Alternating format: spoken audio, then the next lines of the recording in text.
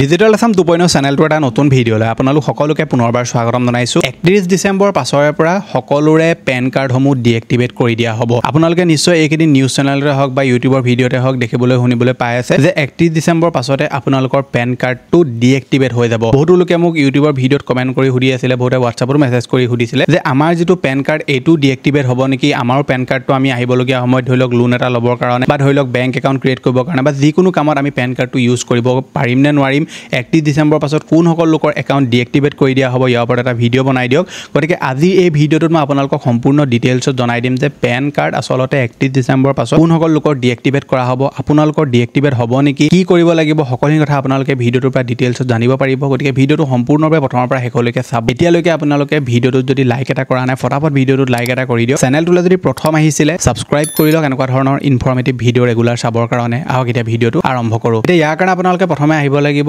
Income tax ডিপাৰ্টমেণ্টৰ যিটো official website www.incometax.gov.in। এই ৱেবছাইটটোত অহাৰ পাছতে আপোনালোকে এই প্ৰচেছখিনি কৰিব লাগিব। এতিয়া চাওক 31 ডিসেম্বৰ পাছত কোন সকল লোকৰ পেন কাৰ্ড ডিএক্টিভেট কৰা হ'ব, যিসকল লোকৰ পেন আৰু আধাৰ কাৰ্ড লিংক নাই। আপোনাৰ যদি পেন কাৰ্ড আৰু আধাৰ কাৰ্ডটো লিংক হৈ থকা নাই তেনেহ'লে আপোনাৰ পেন কাৰ্ডটো 31 ডিসেম্বৰ পিছত ডিএক্টিভেট হৈ যাব। কিন্তু এইটো নিয়ম আমাৰ অসমৰ ক্ষেত্ৰত প্ৰযোজ্য হ'ব নে নহয় সেইটোৰ বিষয়ে আমি ভিডিঅ'টো আগলৈ আলোচনা কৰিম। কিন্তু তাৰ আগতে আপোনালোকক মই এতিয়া দেখুৱাই দিওঁ যে আপোনালোকে আপোনাৰ নিজৰ পেন কাৰ্ডটো আধাৰ কাৰ্ডৰ লগত লিংক হৈ আছে নে নাই কেনেকৈ অনলাইনত চেক কৰিব। বহুত বছৰ আগতে বোলে লিংক কৰিছিলোঁ নে নাই কৰা পাহৰি গ'লো, কেনেকৈ এতিয়া চেক কৰিব মই সেইটো বিষয়ে আপোনাক কৈ দিওঁ। আপুনি ইনকম টেক্স ডিপাৰ্টমেণ্টৰ যিটো অফিচিয়েল ৱেবছাইট এইটোৰ অহাৰ পাছত আপুনি তললৈ স্ক্ৰল কৰিব। ইয়াত যিটো লিংক আধাৰ ষ্টেটাছ অপশ্যন দেখিছে ইয়াত আপুনি ক্লিক কৰিব। ক্লিক কৰাৰ লগে লগে আপোনালোকৰ পেজটো ৰিলোড হ'ব আৰু তাৰ কাৰণে আপুনি অলপ দেৰি ৱেইট কৰিব। তাৰ পৰা প্ৰথমে আপুনি আপোনাৰ পেন কাৰ্ডৰ নম্বৰটো দিব, তাৰ পৰা আধাৰ কাৰ্ডৰ নম্বৰটো দিব, তাৰ পৰা আপুনি ভিউ লিংক আধাৰ ষ্টেটাছ অপশ্যনটোত ক্লিক কৰি দিব। ভিউ লিংক আধাৰ ষ্টেটাছ অপশ্যনটোত ক্লিক কৰি দিয়াৰ লগে লগে আপোনাৰ যদি পেন কাৰ্ডটো আধাৰ কাৰ্ডৰ লগত লিংক হৈ আছে এনেকৈ দেখুৱাব ইয়ৰ PAN number is already link to given Aadhaar. তাৰ পৰা আপুনি চিম্পলি ক্লোজ কৰি দিব। যদি আপোনাৰ লিংক হৈ থকা নাই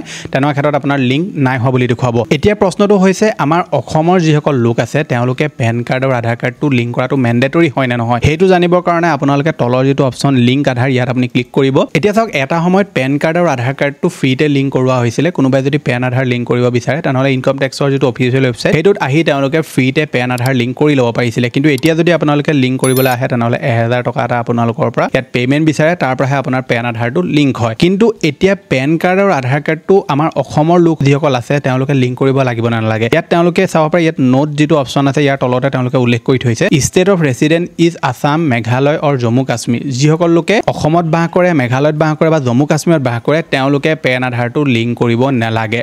লগতে যিসকল লোকৰ বয়স 80 বছৰ ওপৰত হ'ল তেওঁলোকেও পেন কাৰ্ড আধাৰ কাৰ্ড লিংক কৰিব নালাগে। গতিকে আমাৰ অসমৰ যিসকল লোক তেওঁলোকে পেন কাৰ্ড আধাৰ কাৰ্ডটো লিংক কৰাৰ প্ৰয়োজন নাই। গতিকে তেনেকুৱা ক্ষেত্ৰত আপুনি পেন কাৰ্ড আধাৰ কাৰ্ড লিংক কৰক বা নকৰক আপোনাৰ পেন কাৰ্ডটো 31 ডিসেম্বৰ পিছত ডিএক্টিভেট কৰা নহয়। এতিয়া প্ৰশ্নটো হৈছে যে আপুনি যদি লিংক কৰিব বিচাৰে তেনেকুৱা ক্ষেত্ৰত আপুনি 1000 টকা পে'মেণ্ট কৰিব লাগিব নেকি। তাৰ কাৰণে আপোনালোকে ইয়াত পেন কাৰ্ডৰ নম্বৰটো দিব, আধাৰ কাৰ্ডৰ নম্বৰটো দিব, তাৰপৰা ভেলিডেট অপশ্যনটোত ক্লিক কৰিব। যদি আপোনাৰ পেন আধাৰ লিংক হৈ থকা নাই তেনেহ'লে আগৰ প্ৰচেছটোলৈ আপোনাক লৈ যোৱা হ'ব। তাত যদি দেখুৱাই যে আপোনাৰ 1000 টকা পে' কৰিবলৈ কৈছে তেনেকুৱা ক্ষেত্ৰত আপোনালোকে সেইটো স্কিপ কৰি দিব পাৰে। মই এই ভিডিঅ'টো বনোৱাৰ মেইন উদ্দেশ্য এইটোৱে যাতে কোনো নিউজ চেনেলতে হওক বা ইউটিউবৰ ভিডিঅ'তে হওক দেখি এইটো নাভাবে যে তেওঁলোকৰ পেন কাৰ্ড ডিএক্টিভেট কৰি দিব, তাৰ পৰা আহি তেওঁলোকে 1000 টকা এটা পে' কৰি মেলি তেওঁলোকে পেন আধাৰ কাৰ্ড লিংক কৰি ল'ব। সেইকাৰণে মই তেওঁলোকক কৈছোঁ যে অসমৰ যিসকল লোক আছে পেন কাৰ্ড আধাৰ কাৰ্ড লিংক কৰাটো প্ৰয়োজনীয় নহয়। সেইকাৰণে আপোনালোকৰ পেন আৰু আধাৰটো লিংক নকৰিলেও হ'ব। কিন্তু এটা কথা মনত ৰাখিব, ধৰি লওক আপোনালোকে বোলে বাহিৰৰ ষ্টেটত গ'ল, বোলে বাহিৰৰ ষ্টেটত বোলে কিবা কাৰণত যদি আপোনাক বিচাৰে তেনেকুৱা ক্ষেত্ৰত বেলেগ কথা। কিন্তু আমাৰ অসমৰ ক্ষেত্ৰত সেইটো এতিয়ালৈকে তেওঁলোকে এক্সেম্পটেড কৰি থৈছে। ইয়াত উল্লেখে কৰি থৈছে যে আমাৰ অসম, মেঘালয় আৰু জম্মু কাশ্মীৰত যিসকল ধৰি লওক নিবাসী আছে তেওঁলোকে পেন আধাৰ লিংক কৰাটো মেণ্ডেটৰী নহয়। গতিকে আপোনালোকে নিজে এবাৰ চেক কৰি চাবহি পেন আধাৰ নম্বৰ দি। যদি আপোনাৰ 1000টো নিবিচাৰে, 1000 টকা আপোনাক পে'মেণ্ট কৰিবলৈ নকয় তেনেকুৱা ক্ষেত্ৰত আপোনালোকে লিংক যদি কৰিব বিচাৰে পেন আধাৰ অতি সহজতে আপোনালোকে ফ্ৰীতে ইনকম টেক্সৰ অফিচিয়েল ৱেবছাইটটোত আহি আপোনালোকে লিংক কৰি ল'ব পাৰিব। কিন্তু মেণ্ডেটৰী নহয়, 1000 টকা পে'মেণ্ট কৰাৰ আপোনালোকক কোনো ধৰণৰ প্ৰয়োজন নহয়। গতিকে এইটো আছিলে যে আপোনালোক দিবলগীয়া ইনফৰ্মেশ্যন। আশা কৰিছোঁ আপোনালোকে ভিডিঅ'টো চাই ভাল পালে। এতিয়া আপোনালোকে ভোটাৰ কাৰ্ড আৰু আপোনাৰ মোবাইল নম্বৰ কেনেকৈ লিংক কৰিব লাগে সেইটোৰ বিষয়ে মই আপোনালোকৰ স্ক্ৰীণত ভিডিঅ'টো দি দিছোঁ। ফ্ৰীতে আপোনালোকে লিংক কৰি লওক। কি ঠিক কাইলৈ পৰহিলৈ ধৰি লওক আধাৰ কাৰ্ডত যেনেকৈ আপুনি মোবাইল নম্বৰ লিংক কৰিলে পইচা দিব লাগে তেনেকৈ ভোটাৰ কাৰ্ডতো তেওঁলোকে সেইটো পইচা ছিষ্টেম কৰি দিব পাৰে। সেইকাৰণে এতিয়া যিহেতু ফ্ৰীতে তেওঁলোকে কৰোৱাই আছে আপুনি ভোটাৰ কাৰ্ডৰ লগত মোবাইল নম্বৰটো অতি সহজতে লিংক কৰি লওক ঘৰতে। কেনেকৈ লিংক কৰিব লাগে মই ভিডিঅ'টোৰ সম্পূৰ্ণ প্ৰচেছ দেখুৱাই থোৱা আছে যিটো আপোনালোকৰ স্ক্ৰীণত এতিয়া ওলাই আছে। মই লগ পাম এটা নতুন ভিডিঅ'ত। আজিলৈ ধন্যবাদ।